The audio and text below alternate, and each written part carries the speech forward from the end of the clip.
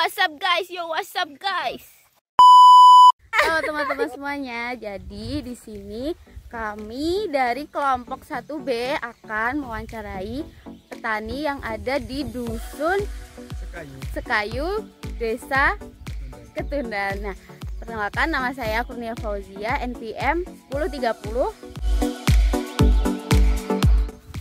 Saya Aditya Febriansyah, NPM 1028. Saya Irna Kaviaristiati, NPM 1029.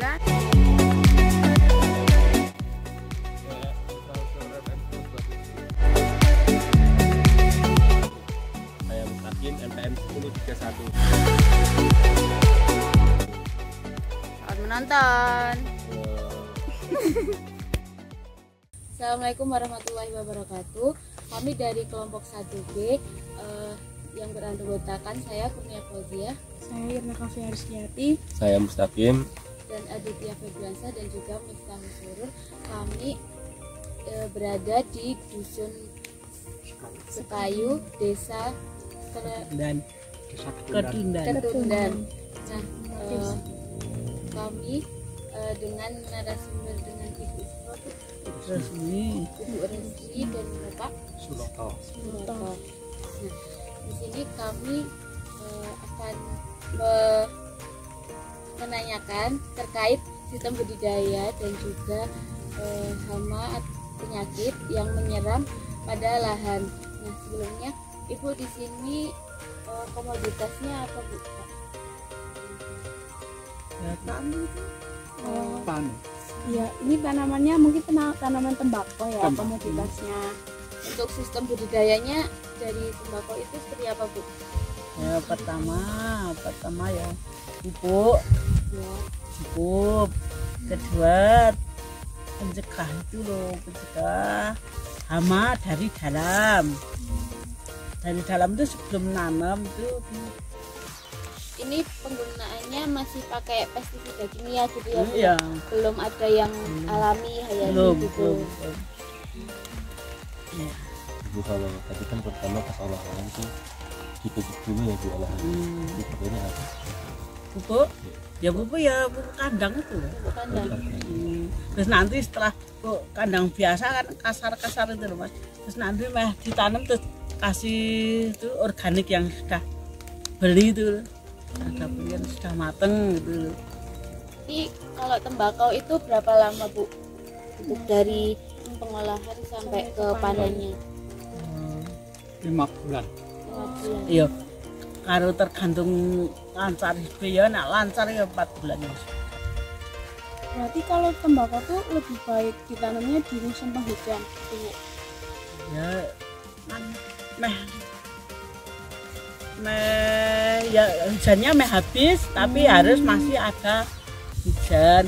Kalau sudah habis sudah tidak hujan ya kendalanya ya hidupnya itu kekeringan. Tapi nah kalau masih itu airnya masih banyak ya itu tidak bisa. Ini jadi penyakit juga. Penyakitnya warna-warni itu tuh ada busuk, ada apa. Mau tanya Bu, kalau untuk tanaman tembakau itu biasanya hama apa yang sering menyerang tanamannya? Ya, pertama hama itu sudah pasti kan hama. Hama itu wajib. Nah, sudah pasti ya. ada. Nah, kalau ini ada itu namanya kalau di sini dibilang lalat gaya. Lalat gaya itu bentuknya tanggung, bukan yang kecil yang bilang teretet tadi tahu, bukan. Itu tanggung. Terus itu di satu lembar gini Mas bisa penuh. Itu lalat geraya Namanya. Lebar telur itu kalau di bawah daun itu banyak. Terus nanti lalat biasa yaitu lalat besar itu makannya ya, tapi lalatnya enggak banyak itu makan. Kalau enggak diobatin ya ini bisa ya satu ini ya bisa habis tapi enggak sekali. Itu bentuknya lalat Tapi besar. Tapi yang geraya itu ya sekali makan ya habis toh. Itu ulat atau Ulat tapi jenisnya ulat geraya. Jenisnya beda-beda. Kalau yang lalat ulat besar tuh, ulat besar tuh ya makan tapi kan tidak banyak. Tapi yang ulat yang Geraya Geraya Banyak. banyak. banyak. Bertelur di bawah Daun. di bawah daun itu banyak. Biasanya dikendalinya pakai apa Bu? Lang dicapur, lang dipetik daunnya apa? Enggak disemprot. Oh, semprot. yang kalau sudah terserang ulat Geraya itu juga nggak bisa dipanen dulu. Ya itu obat. Kalau sini seroto, bikin seroto yang kena itu dan kena penyakit, kena apa, enggak bisa dijual yang kepala, yang atas kan harusnya super tuh, Jadi super tetap dipakai tapi konsumsi dipakai sendiri. tapi lain Lain produksi. lain produksi ya lain harga. Selain ulat Geraya sama yang lalat tadi, apakah ada hama lagi Pak?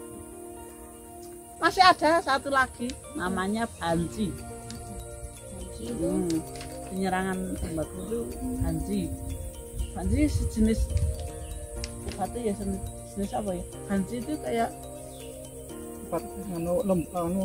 lembut-lembut. Tadi menempel di ujung tembakau itu. Itu pengambilannya pakai apa? Ya itu nah itu ada obatnya, obat banci apa itu namanya saya enggak. Bisa berat juga. Berat. Ya pertama itu layu sudah besar gitu tuh Mas, sudah besar tahu-tahu layu dari sedikit terus hasilnya enggak jadi bisa jadi enggak bisa panen dari atasnya enggak bisa, cuman yang di bawah itu terus dipetik dulu dibuat ini loh dendeng. Layunya kuning gini ya Bu?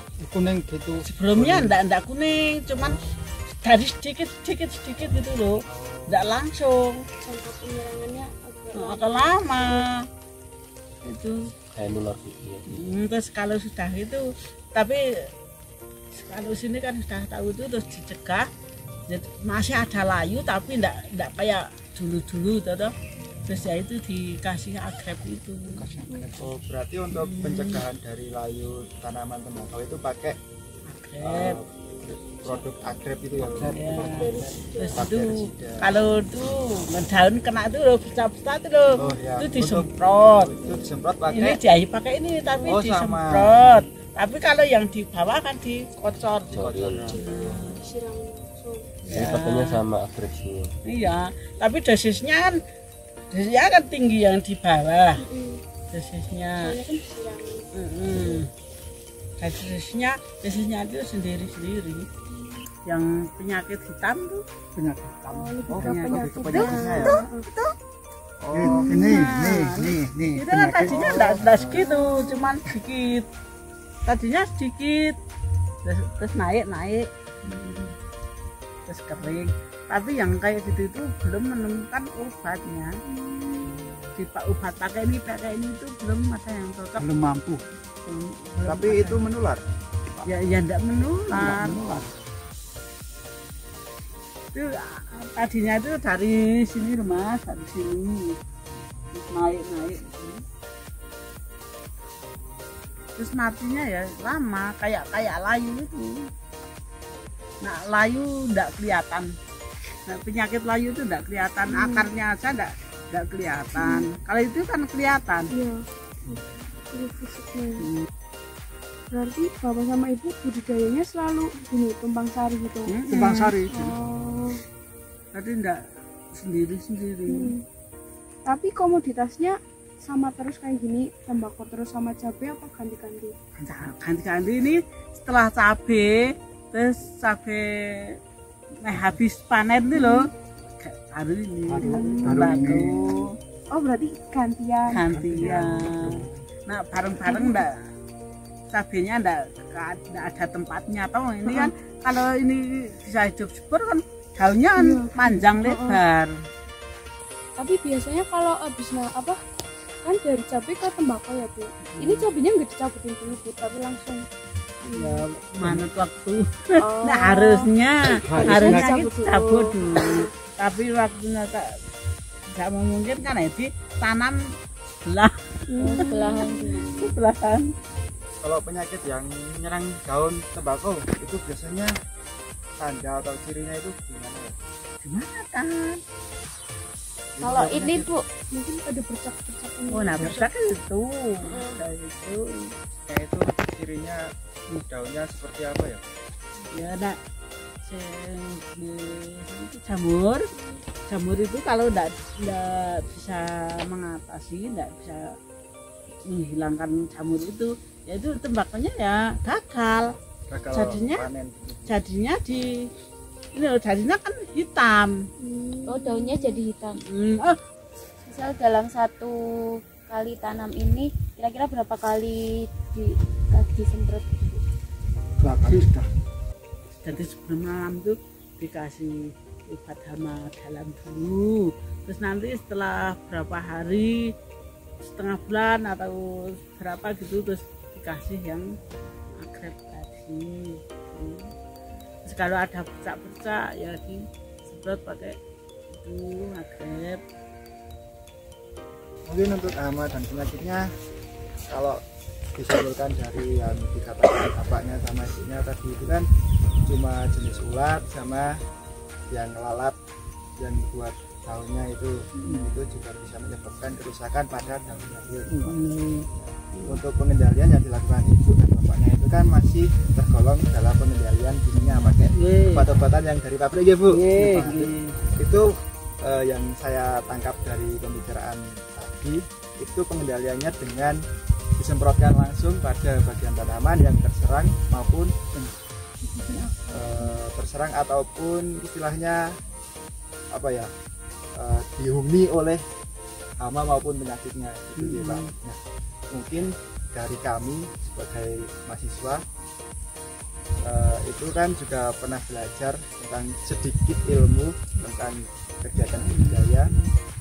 Untuk pengendalian hama dan penyakit itu kalau di kami itu biasanya kalau tanaman terserang itu biasanya bisa dikendalikan dengan petik secara langsung itu sebelum hamanya menyerang dengan skala yang besar. Nah itu mungkin bisa menjadi solusi bapak dan ibu di lain kesempatan ya Bu.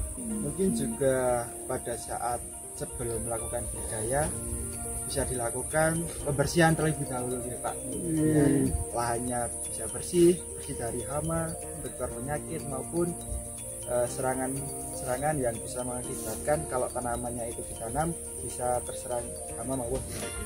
Yang pernah kami dapatkan itu mengenai pengendalian secara hayati ataupun secara organik, itu sistemnya menggunakan bahan-bahan yang tidak mengandung kimia. Mungkin dari bapak ibunya belum pernah mencoba ya Bu? Belum. Nah, kalau di kami itu biasanya bisa menggunakan ekstrak dari bawang putih ataupun ekstrak-ekstrak dari tumbuhan yang bisa menangkal adanya serangan hama maupun dari serangan vektor pembawa hama. Mungkin segitu saja Bu Pak, terima kasih atas ilmunya yang diberikan pada kami.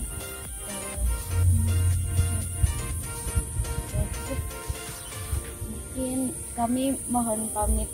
Mohon maaf juga Bu kalau mungkin kita belum bisa menyarankan gitu.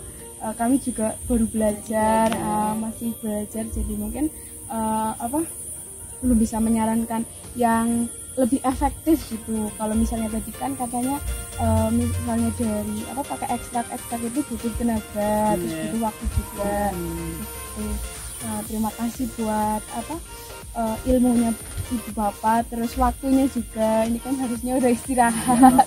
Dari saya sama Bapak ya ada kata-kata yang kurang sopan atau kata-kata yang salah ya mohon maaf yang banyak-banyaknya karena saya itu sudah menganggap adik-adik itu seperti anak sendiri karena di sini itu banyak teman-teman anak saya sering, jadinya saya menganggap ini teman-teman anak saya, jadi saya kurang sopan gitu. Jadi mohon maaf ngomongnya kan terbebas gitu. Jadi sudah terbiasa sama anak-anak, jadinya ya kesopanan jadi tidak punya. Mungkin itu saja dari kelompok kami. Bila ada salah kata mohon maaf. Wassalamualaikum warahmatullahi wabarakatuh.